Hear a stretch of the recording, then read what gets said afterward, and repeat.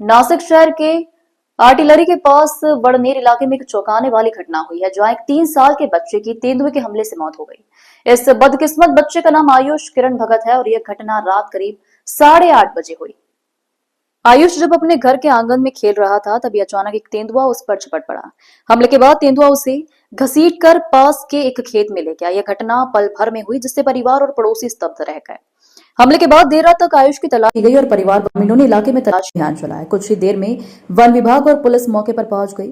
करीब 3.5 से 4 घंटे की तलाशी के बाद आयुष का शव बरामद हुआ। इस घटना के बाद पूरे गांव में मातम पसर गया है। स्थानीय लोगों ने पिछले कुछ दिनों से इस क्षेत्र में तेंदुए लगातार दिखे जाने की सूचना दी है। वडनेर पिपरगांव रोड रेंज क्षेत्र के साथ साथ बस्तियों में तेंदुए की आबादी से भय का माहौल है। हालांकि नागरिकों ने बार बार जरा लगाकर तेंदुए को पकड़ने की मांग की है, लेकिन स्थानीय लोगों का आरोप है कि अभी तक ऐसा नहीं किया गया है। नास्ते नॉर्थ महाराष्ट्र ब्यूरो चीफ भगवान पगारे की रिपोर्ट। नमस्कार, मैं संजय भगत नाम है मेरा। रात को ये मेरा गांव का नाम वडनेर दुमाला जो नासिक महाराष्ट्र में आता है।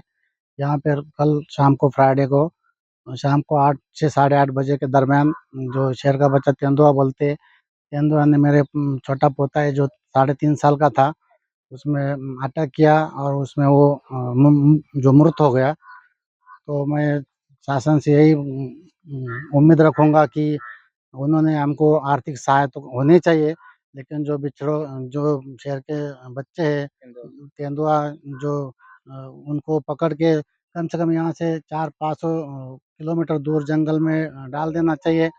और जो आजू-बाजू में जो खेती का एरिया है, वहाँ यहाँ पे काफ़ी जंगल भी है और गन्ने का खेती भी है। तो इन्होंने यहाँ पे पिंजरा लगाया तो है, लेकिन पिंजरे में शेर के बच्चे आते नहीं है। तो इन बच्चों का शासन ने अच्छी तरह से कुछ न कुछ उपाय योजना करनी चाहिए। तो मैं शासन से यही रिक्वेस्ट करूँगा कि हमारा आर्थिक सहायता करे और आजू-बाजू के लोगों का भी ध्यान रखे। धन्यवाद। उनके रिश्तेदार हैं, क्या कहेंगे आप? मेरा भांजा ही था वो। और ये बहुत दुखद घटना है हमारे पूरे परिवार के लिए। और ये जो भांजा था इसका उम्र बहुत कम था, 3 सवा 3 साल की उसका उम्र था।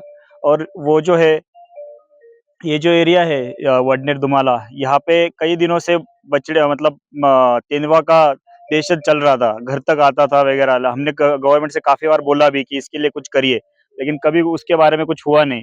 तो उसके बाद में कल जैसे कि अभी त्योहार आ रहा था महाराष्ट्र में रक्षाबंधन का, तो हर कोई अपने अपने यहाँ पे जा रहे थे। तो घर पे हमारा काफी बड़ा घर है, लेकिन उस दिन घर पे लोग कम थे।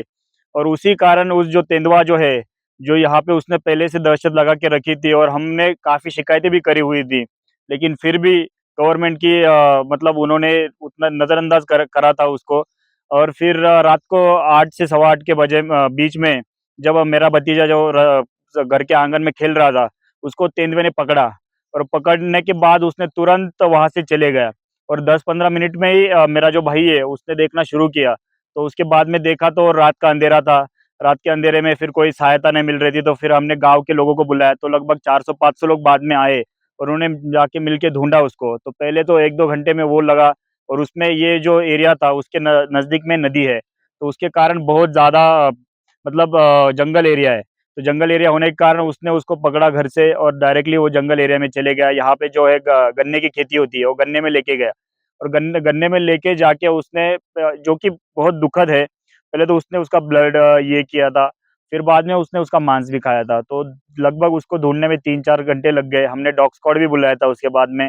उसके बाद में जो हमारे यहाँ के लोकल जो है जो जैसे कि नगर सेवक हो गया, ये जो लोग हैं, इन्होंने काफ़ी अच्छा मतलब सहायता किया। और फिर बाद में हमने ड्रोन के सहारे उसको ढूँढा। बाकी इतने लोगों ने ढूँढा, फिर भी वो तेंदुआ इतना होशियार था कि वो मिला ही नहीं। तो 4 घंटे के बाद हमें हमारा भतीजा मिला, जो कि वो बहुत बुरी हालत में था और वो भगवान को प्यारा हो चुका था। फिर रात में हम 11-12 बजे उसको हॉस्पिटल लेके गए और फिर उसका वहाँ से सब